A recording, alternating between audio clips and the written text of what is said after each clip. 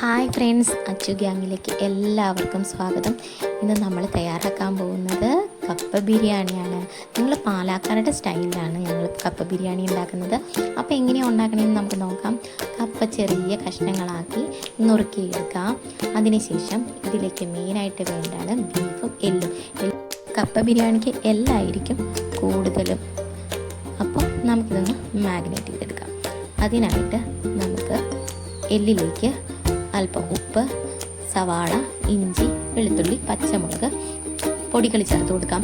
നമുക്കിതിലേക്ക് മുളക് പൊടി 1/2 ടീസ്പൂൺ, 1/4 ടീസ്പൂൺ മഞ്ഞൾപ്പൊടി, 1/4 ടീസ്പൂൺ ഗരം മസാല, 1/2 ടീസ്പൂൺ മല്ലിപ്പൊടി, പിന്നെ 1 ടീസ്പൂൺ മീറ്റ് മസാല, ഇതെല്ലാം കൂടെ ചേർത്ത് നമുക്ക് നല്ലതുപോലെ യോജിപ്പിക്കാം.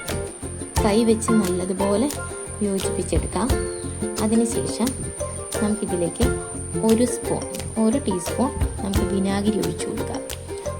1 ടീസ്പൂൺ വിനാഗിരിയും കൂടെ ഒഴിച്ച് ഇനി നമുക്ക് നല്ലതുപോലെ യോജിപ്പിക്കാം. യോജിപ്പിച്ചതിന് ശേഷം ഒരു അരമണിക്കൂർ നമുക്കിത് റെസ്റ്റ് ചെയ്യാൻ വയ്ക്കാം. അതിനുശേഷം നമുക്ക് കുക്കറിൽ നല്ലതുപോലെ വേവിച്ചെടുക്കാം. ഇത് വേവിച്ചെടുത്ത ഇറച്ചിയാണ്.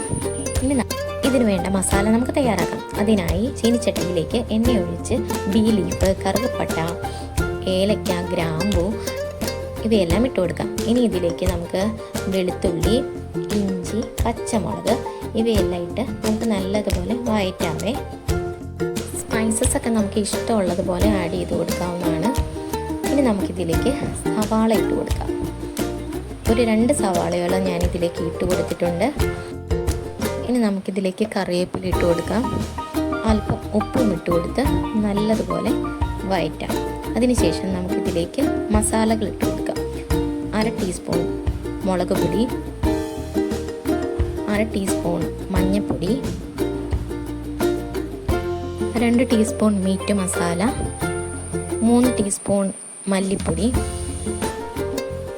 ഇനി നമുക്കിതിലേക്ക് 1/2 ടീസ്പൂൺ ഗരം മസാലയും കൂടി ഇട്ട് കൊടുക്കാം.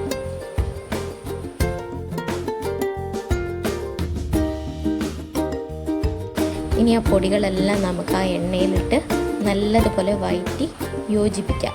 അതിനുശേഷം നമുക്കിതിലേക്ക് 2 ടേബിൾ സ്പൂണോളം ഞാൻ കുരുമുളക് പൊടി ചേർത്ത് കൊടുക്കുന്നുണ്ട്.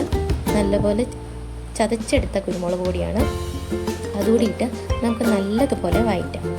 അതിനുശേഷം നമുക്ക് വേവിച്ച് വെച്ചേക്കണ എല്ലിൻ്റെ വെള്ളം നമുക്കതിലേക്ക് ഒഴിച്ചു കൊടുക്കാം. നല്ലപോലെ വഴറ്റി കഴിയുമ്പോൾ ഈ വെള്ളം കൂടി ഒഴിച്ച് നമുക്ക് നല്ലതുപോലെ കുറുക്കിയെടുക്കാം.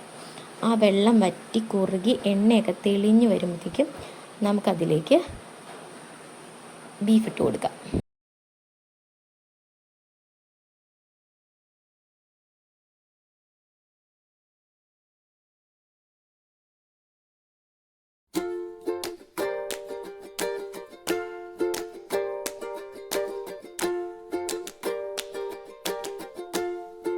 അപ്പോൾ ആ മസാലയെല്ലാം പിടിച്ച് നല്ലതുപോലെ കുറുകി വന്നിട്ടുണ്ട്. ഇനി നമുക്കിതിലേക്ക് ബീഫ് ഇട്ട് കൊടുക്കാം.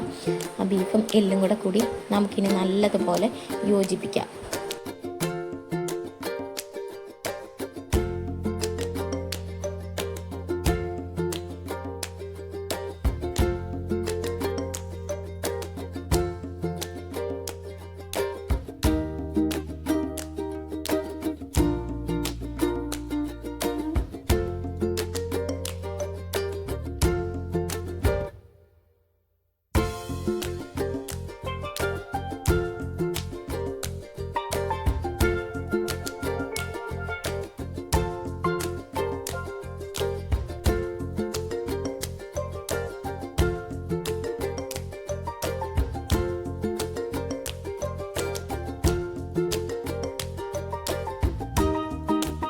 അങ്ങനെ നമ്മുടെ കപ്പ ബിരിയാണിക്ക് വേണ്ട കറി ഇവിടെ റെഡി ആയിട്ടുണ്ട്.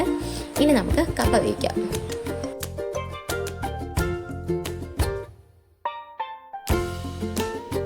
കപ്പ നല്ലതുപോലെ കഴുകിയെടുത്ത് നമുക്ക് ഉപ്പിട്ട് വേവിക്കാൻ വയ്ക്കാം. അതിനുശേഷം ഇതിന് വേണ്ട അരപ്പ് തയ്യാറാക്കാം.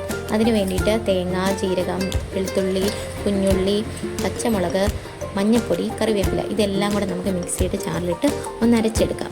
എന്നിട്ട് ഈ അരപ്പ് നമുക്ക് വെന്ത കപ്പയിലേക്ക് ചേർത്ത് കൊടുക്കാം.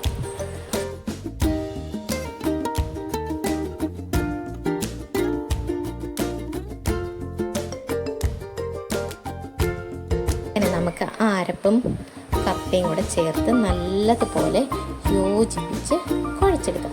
ഇനി ഇതിലേക്ക് മെയിനായിട്ട് വേണ്ട നമ്മുടെ എല്ലുകറി. ആ എല്ലുകറിയും കൂടി ഇട്ട് നമുക്ക് ആ കപ്പയൊന്ന് നല്ലതുപോലെ യോജിപ്പിച്ച് കുഴച്ചെടുക്കാം. അപ്പോൾ ഏകദേശം നമ്മുടെ കപ്പ ബിരിയാണി റെഡി ആയിട്ടുണ്ട് ഗായ്സ്.